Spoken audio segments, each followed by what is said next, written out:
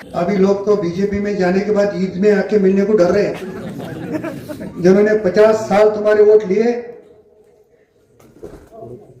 मैं तो कभी इससे डरा नहीं।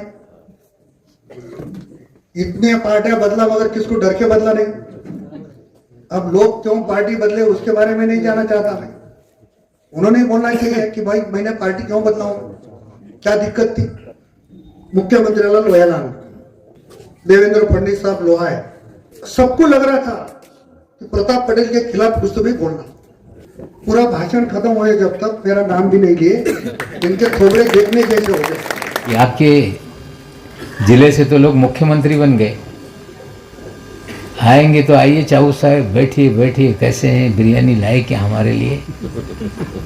अपने लोगों को लगता है कि बिरयानी मांग रहा है तो अपना ही आदमी है, लेकिन भला करने का काम कभी नहीं करते।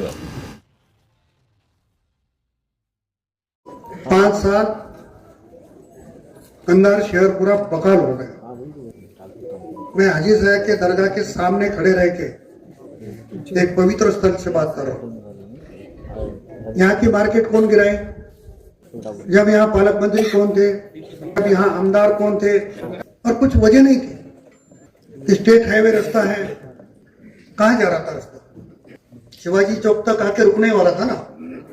फिर उसको खड़े करने की कोशिश हमने की, सारी उल्टी सीधे बातें हो गई, उसमें बहुत जाना नहीं चाहता हूं। मगर अभी ये इलेक्शन के बाद आपकी दुआ से राष्ट्रवादी कांग्रेस सत्ता में आने वाली है।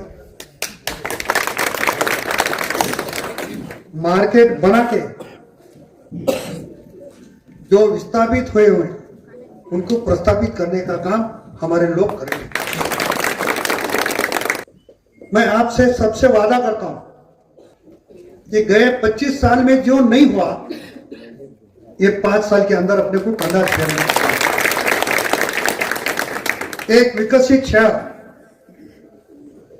चारों तरफ से स्टेट हाईवे जैसे रास्ते बनाए जाएंगे। पैसे की कोई कमी नहीं है, मतलब बांटने को नहीं, निधि काम की वो तो कमी है अपने पास। तिजोरी की चाबी दादा के पास है। मैं शिवसेना में था जब बड़ी दरगाह को 5.5 करोड़ देने वाला एक ही आमदार था। मैं आपकी दुआ से नांदेड़ से खासदार बना। जो अपने बड़ी दरगाह के नीचे का जो ग्राउंड है, पुरुष का मैदान, बीजेपी का खासदार होने के बाद भी 1.5 करोड़ रुपए मांग दिया। अभी लोग तो बीजेपी में जाने के बाद ईद में आके मिलने को डर रहे हैं। जिन्होंने 50 साल तुम्हारे वोट लिए, मैं तो कभी इससे डरा नहीं। इतने पार्टियां बदला मगर किसको डर के बदला नहीं। अब लोग क्यों पार्टी बदले उसके बारे में नहीं जाना चाहता मैं। उन्होंने बोलना चाहिए कि भाई मैंने पार्टी क्यों बदला हूं, क्या दिक्कत थी। तुम चिंता मत करो, मैं पहले बोल दिया ना, महाराष्ट्र का अर्थ मंत्री अपना है, ये रोड छोड़ो, तुम वो रोड बना देते। मैंने सब दादा को बताया कि भाई ऐसी अड़चन है, यहाँ रास्ता नहीं बना सकते, नाले नहीं बना सकते, डीपीसी के पैसे नहीं डाल सकते, आमदार निधि नहीं डाल सकते। कल ये काम के लिए दादा ने 3 करोड़ रुपए, वहां लोग रहते बना, और उसके ऑर्डर लेके आए काम करने के लिए। हम लोग वातावरण पूर्ण चांगलं आहे, तर काही लोकांना काम नाही। मग समाजात तेढ निर्माण कशी होईल, हिंदू मुस्लिमचं काही काढता येईल का। पण आता त्यांनी काही काढलं तर कंधारची जनता ओळखून आहे। आज 2 चांगल्या नवाब मलिक साहेब, आज 2 घटना चांगल्या झाल्या। जेव्हा चांगलं व्हायचं तेव्हा चांगलं घडत जाते। वंचितचे नेते सुजात आंबेडकर साहेब कंधारला आले होते आणि त्याने भाषण केलं। इथली काँग्रेस अशोक चव्हाणची बी टीम आहे, त्याला गाडा म्हणजे आमची कुठेही युती नाही, नाहीतर कंधार मध्ये बोलावले आमची युती आहे, बोले थे ना। आज का भाषण सुने नहीं सुने ना। ते आमच्या दलित बांधवांसाठी, दलित भगिनीसाठी, आंबेडकर साहेबांना, प्रकाश आंबेडकर साहेबांना मानणाऱ्या वर्गासाठी तो संदेश दिला। दुसरी एक घटना त्याच्यापेक्षा आणखी घडली। नांदेड जिल्ह्यातल्या सगळ्या पुढाऱ्यांनी भाजपच्या मुख्यमंत्र्याला लोह्याला आणलं. देवेंद्र फडणवीस साहब लोहा है. सबको लग रहा था कि प्रताप पटेल के खिलाफ कुछ तो भी बोलना. पूरा भाषण खत्म हुए जब तक मेरा नाम भी नहीं लिए. इनके थोबड़े देखने जैसे हो गए जिन्होंने लाए उनके. अभी वो भी संदेशा चले गए. जो अच्छा होने का है तो ऐसे मौके आते रहते हैं और उसमें से अच्छा होता है. नांदेड़ जिले में फडणवीस साहब को कहीं भी नहीं लाया गया. वैसा तो देगलूर सबसे बड़ा शहर है, मगर अशोक चौहान के नेतृत्व में क्या हालत है. यहाँ कांग्रेस को पार्टी है क्योंकि वो बीजेपी में जाने वाला है. देगलूर में उम्मीदवार मिले नहीं. इतना छोड़ो, भोकर में अशोक चौहान के 23 उम्मीदवार खड़े नहीं है जो हमने राष्ट्रवादी के खड़े करे. वहां 2 ज्यादा है. ये नियत का खेल है. मराठी में क्या कहावत है, काय होतास तू, ये बोलने की जरूरत नहीं है.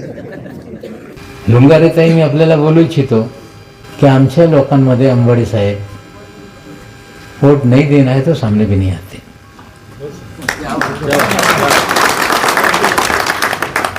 और जिसका साथ देना है पूरी ताकत से देते हैं. ये नजारा बता रहा है कि इस बार हमारे लोग हमारे साथ. नाही तर बऱ्याच लोकांचा असा आहे तोंडावर होय होय आहे ना साहेब, आहे ना.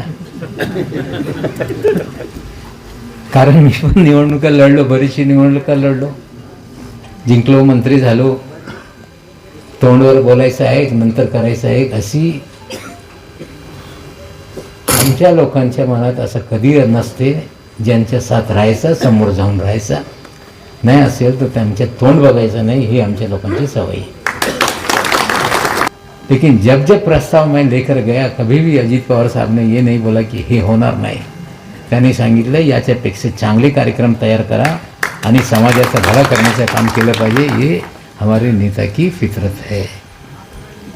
कई नेताओं के साथ हम लोगों को काम करने का मौका मिला, लेकिन मुंह पे तो मीठा मीठा बोलेंगे, लेकिन करेंगे कुछ नहीं. ये भी सच्चाई है. अभी आपके जिले से तो लोग मुख्यमंत्री बन गए. आएंगे तो आइए चाऊ साहब, बैठिए बैठिए, कैसे हैं, बिरयानी लाए क्या हमारे लिए. अपने लोगों को लगता है कि बिरयानी मांग रहा है तो अपना ही आदमी है, लेकिन भला करने का काम न कभी नहीं करते. अभी चिखलीकर साहब हमारे साथ है. मैं इनको बहुत पहले से जानता हूं. जब विलासराव जी मुख्यमंत्री थे तब मैं मंत्री था, तब भी ये विलासराव जी के साथ थे. फिर उन्होंने बार बार पार्टियां बदली और इस बार तो बार बार इलेक्शन के स्पीच में बोल रहे हैं कि अभी ये पार्टी बदलने का मेरा आखिरी मौका था, इसके बाद अब मैं उम्र हो गई, अब गुलाटी नहीं मार सकता. और हमें पूरी उम्मीद है कि वो हमारे साथ रहेंगे. लुंगारेच्या माध्यमातून तुम्हाला पुन्हा सत्ता या शहराची मिळणार आहे. आणि तुमची पण जबाबदारी आहे की त्यांनी व्यवस्थित जबाबदारी मिळाल्यानंतर संधी एकदा मिळते, त्या संधीचं सोनं केलं पाहिजे.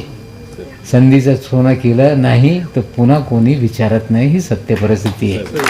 आणि लुंगारे, तुम्हाला मी बोलू इच्छितोय की यावेळी तुम्ही अध्यक्ष होणारच आहे.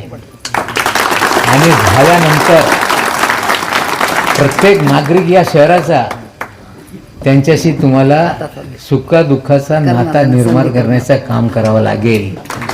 आणि आम्ही तुम्हाला वचन देतोय की आमचे लोक तुमच्या सोबत राहतील आणि त्याच पद्धतीने, ज्या ताकदीने हे लोक तुमच्या सोबत राहणार आहे.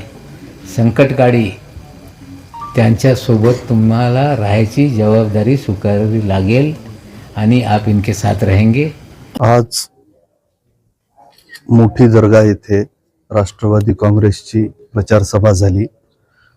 त्यामध्ये महाराष्ट्राचे राष्ट्रवादी गटाचे माजी मंत्री नवाब मलिक साहेब आणि विधान परिषदेचे आमदार इद्रिस नाईकवाडीजी हे या ठिकाणी सभेला संबोधित करण्यासाठी आले होते.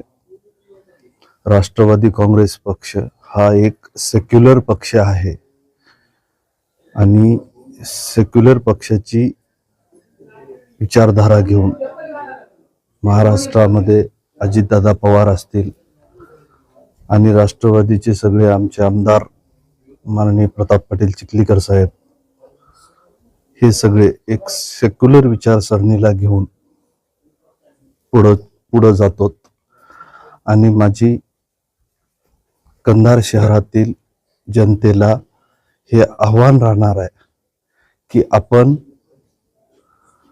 ह्या शहरामध्ये सर्व जाती सर्व पंथांचे लोक हे एकत्र नांदतो, एकमेकांच्या सुखादुःखात जातो. राजकारण किंवा हे सगळं हे आपलं इलेक्शनच्या एक काही पिरियड पर्यंत असतंय. जो कंधार शहराचा विकास खुंटलेला आहे तो आदरणीय आमदार प्रताप पाटील चिखलीकर साहेब आणि महाराष्ट्राचे उपमुख्यमंत्री अजितदादा पवार यांच्या सोबत राहून करण्याची संधी द्यावी ही जनतेला मी नम्र विनंती करतो. दादा, आपण जसं सत्ता आली आपली तर असा लोकांचा आम्ही आज प्रतिक्रिया घेतलो तर आम्हाला असं वाटतं की लोकांकडून की पहिला लोकांचा मोठा प्रश्न होता की दवाखान्याचा. जे ग्रामीण रुग्णालय आहेत त्याच्यात सुविधा नाही म्हणून लोक संतापलेले आहेत. अनेक लोकांची आम्ही मुलाखत घेतली. याबद्दल आपलं काय भूमिका राहणार आणि जर दुसराही नवीन दवाखाना उभारण्यात आला म्हणून ही माहिती मिळाली, परंतु आता जे सध्या आहे त्याच्यात कोणतीही सुविधा नसल्याने लोकांचे प्रश्न आपल्या सोडून कसं आहे, कंधार शहराला एक दवाखान्याची मोठी वास्तू आज बांधून तयार आहे. काही गोष्टींसाठी वेळ लागत असतो. आता ती वास्तू जरी कंप्लीट असली तरी तिथं स्टाफ हे करणं हे आता राज्य शासन स्तरावरच्या गोष्टी आहेत, ह्या होत आहेत. 1 महिना 2 महिन्यामध्ये ह्या गोष्टी सगळ्या पूर्ण होतील. आणि ते झाल्याच्या नंतर कंधार शहरातल्या सर्व जनतेला जे आरोग्याच्या बाबतीमध्ये काही अडचणी आल्या तर लोहा नांदेड असं पळावं लागतं, ते पळावं लागणार नाही. जो काही इलाज आहे तो आपल्या इथं सगळी डॉक्टरची सुसज्ज अशी टीम आणि त्यावर आमदार साहेबांचं बारकाईनं लक्ष आहे आणि त्या सगळ्या गोष्टी होतील आणि आरोग्य सुविधा ही एकदम चांगल्या दर्जाची कंधार शहरातील नागरिकांना भेटेल. दादा, मुस्लिम समाजाबद्दल काय सांगणार? कसं आहे, कंधार शहरामध्ये मुस्लिम समाज असेल, बौद्ध समाज असेल, मातंग समाज असेल, जेवढे पण 18 पगड समाज इथं राहतात त्या समाजाचं एकमेकासोबतचं बाउंडिंग हे खूप चांगलं आहे. आमचं शहर हे नेहमी सगळे एकमेकांसोबत गुण्या गोविंदानं नांदतात. कोणाच्याही अडचणी असो मग तिथं समाजाचा विषय कधीच राहत नाही. सगळे एकमेकांच्या समोर येऊन एकमेकांच्या अडीअडचणीमध्ये राहतात.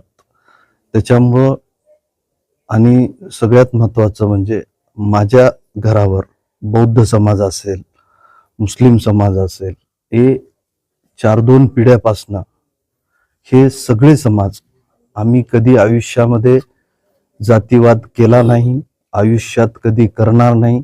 आमदार साहेब पण कधी जातीवाद केले नाहीत आणि करत नाहीत.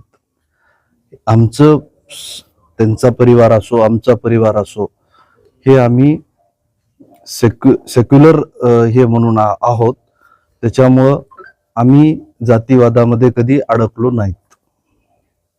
त्यामुळं मुस्लिम समाज असो, बौद्ध समाज असो, मातंग समाज असो, ब्राह्मण असो, कोमटी असो, जेवढे काही समाज ह्या कंधार शहरात आहेत त्या सगळ्यांचे आमचे संबंध हे सलोख्याचेच आहेत आणि त्यांचा आम्हाला नेहमी पाठिंबा राहिलेला आहे.